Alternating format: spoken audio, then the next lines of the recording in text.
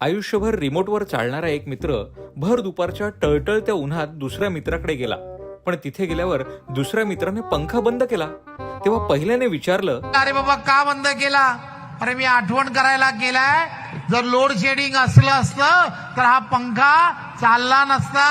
आपल्याला हवा जी मिळते ती आदरणीय पंतप्रधान नरेंद्र मोदी आणि देवेंद्रजींमुळे मिळते.